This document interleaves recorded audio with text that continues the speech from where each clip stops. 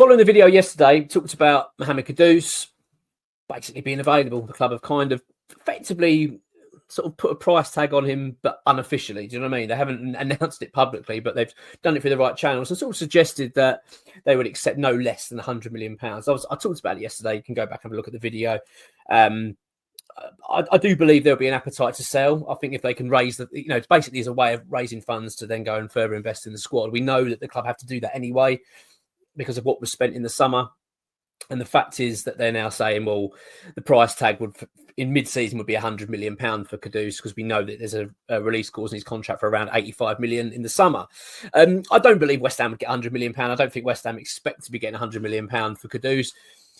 But if a big offer came in, I think they'd take it. I think if they were to offer, if say £90 million came in the January transfer window, I think they would take it. I appreciate for clubs to be spending that volume of money mid-seasons, it's tough. It's hard to expect clubs to do that. I do think it's still going to be very difficult for many to do. But you look at the likes of Arsenal, they may look at this as an opportunity and think, well, look, if we can get him in, he could then sort of push us on to try and get a title. So there's a chance it could happen. There is a chance. I'm not saying it definitely will. But there's definitely there's an appetite from West Ham side, definitely, if as I say, if the right offer came in. And I think what it also does, it just confirms that he's basically Cadus. I mean, here is on his last spell at West Ham now. I don't think he'll be here next season, which, to be honest with you, I'm not surprised about. I was expecting that anyway, but it's kind of just firmed that up now that is the case. Before I go into this video, though, which is talking about January targets, I just want to say, if you're new to the channel or if you're not a subscriber, do subscribe. It takes 2 seconds. And honestly, it really helps us out and we really appreciate it. And also remember to hit that like button. I want to talk about our January targets now and the players that are being looked at quite seriously by West Ham. And I'm going to be honest, there's a couple that I think are going to happen, regardless of the sale of Cadus, if that does happen. Because, as I've said, I think that's... Although I feel that West Ham would accept a bid if it came in at the right price for Cadus mid-season, it's hard to imagine many are going to be able to sort of shell out that kind of volume of capital that, mid-season. I just think it's a real tall order. But it's not to say it won't happen. However... ExWHUEmployee from Chelsea. We've been interested in him before. The young midfielder, winger, sort of attacking midfielder. He can play in a few positions, namely left wing and as a sort of like central attacking midfielder. I really like him. I think he's a really good player. He obviously came from Aston Villa previously, where Chelsea picked him up and went to West London, but it hasn't really worked out for him there. He struggled for game time and he wants to move on. We know that he's available on loan. Chelsea want to get him playing, want him out there. So it's in their interest to get him out on a loan as soon as possible. We did look at him in the summer. He was a player we were very interested in at the time, but it didn't materialise. Obviously, we went for Somerville. We wanted someone more on a permanent deal, but he was right up there on the list. I've got a feeling that we will be getting him in January. Oh, I'm going to say that's probably a bit strong. I think we will make a move for him. And let's be honest, it ticks a lot of boxes for him as well, doesn't he? He hasn't got to move, stays in London, and then come to West Ham. And I'm sure he would be a welcome addition, to be honest. Because I really do rate him. I think what I've seen of him, he's a top draw player, bags of potential as well, and someone that we could possibly take on permanently. Hopefully, if he does well in a loan spell for the second half of the season, we can look at taking him on a permanent deal in the summer. So I think something's going to happen there. I do think that West Ham are going to make some serious moves. We've got an update from ExWHUEemployee on it, and he is a target, and West Ham are seriously looking at this and could make a move. The other is Evan Ferguson from Brighton. We talked about this a few weeks ago. He is considered a top target for West Ham now, and we are reported in the media at the moment. And you've got to take that with a little bit of a pinch of salt, I suppose. But we are reported to be the front runners for Evan Ferguson.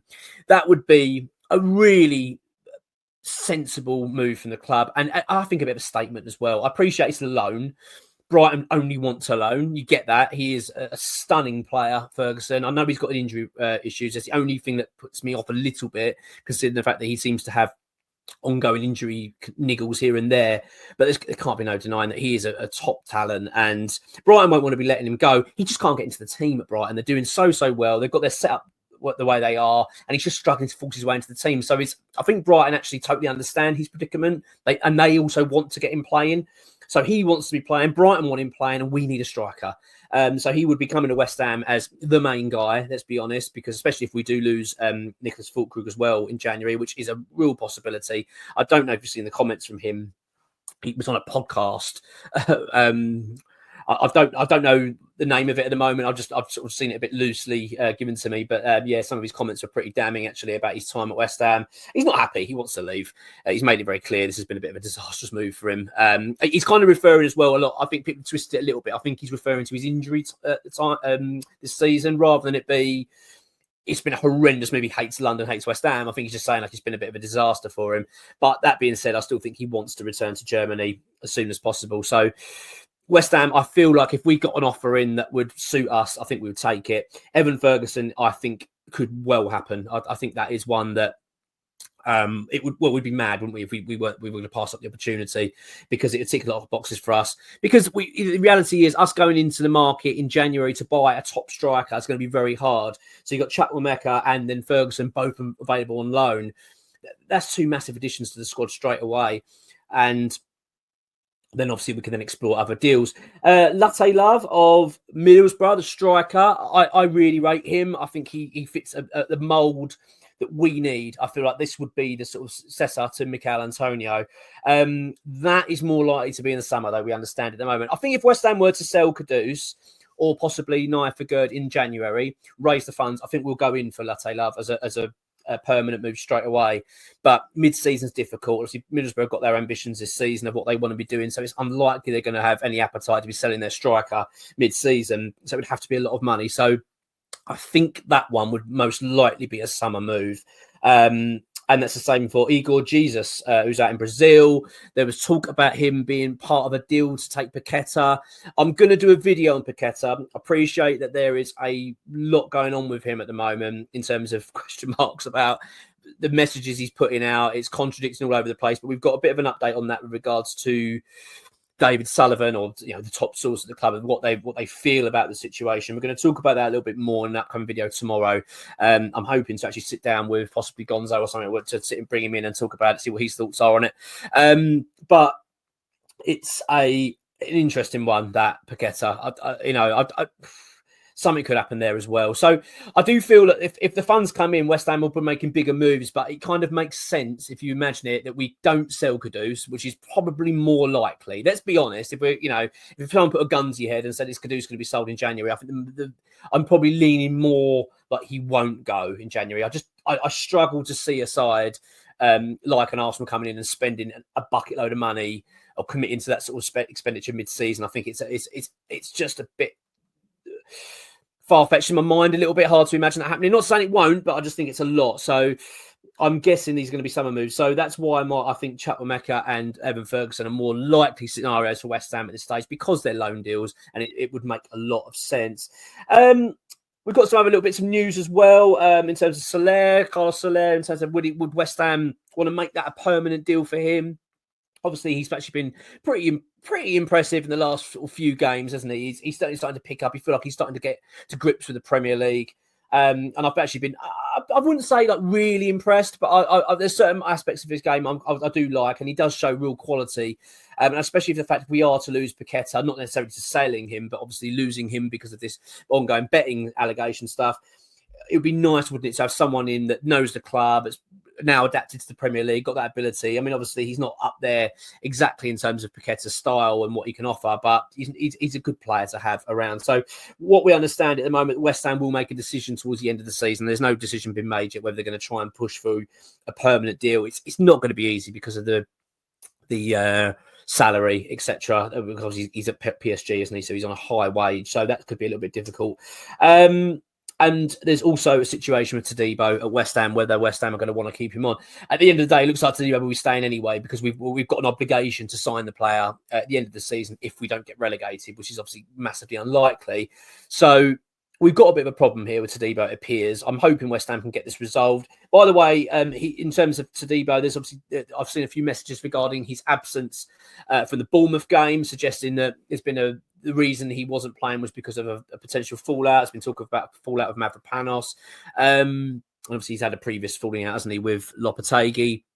So there's a bit of a problem there, it feels, actually, Todibo, I've got to be honest.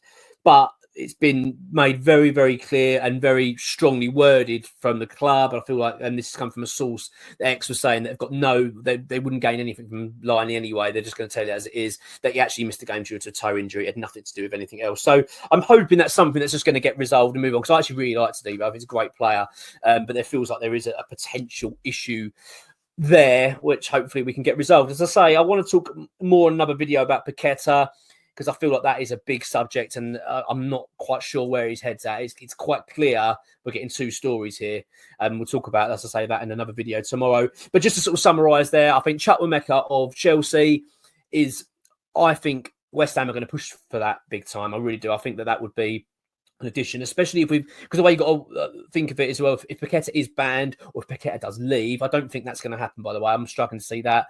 But let's just say that Paqueta does get banned, we're going to want someone to be available. And I think CHUEemployee, as I say, can play that attacking midfield role. He can also play on the left side as well. So I feel like he'd be a decent addition. And I've always been impressed with what I've seen of him so far. Obviously, he's a young lad as well. So bags of potential. And Evan Ferguson, I think West Ham, I do believe we are the front runners for him. I think it would be a move that he would be attracted to take on. As I say, it would be a loan, but at the end of the day, if he was to come, Evan Ferguson, to West Ham and do well, and then we kick on, and let's just say we got European football, I doubt it at this stage, but you never know, this season, then there's no reason why West Ham wouldn't then go and really push to try and get him on a permanent deal in the summer. But it obviously would require a lot of money, because he is a top striker.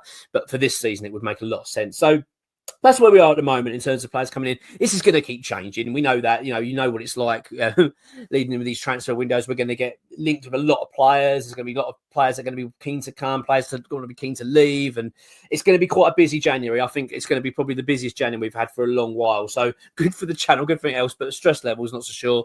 But let's wait and see how it all pans out. But yeah. Video tomorrow, we'll talk about Paqueta, but yeah, and hopefully if we get any more updates on terms of targets, etc., we'll obviously provide more videos on that. But until then, come on your minds.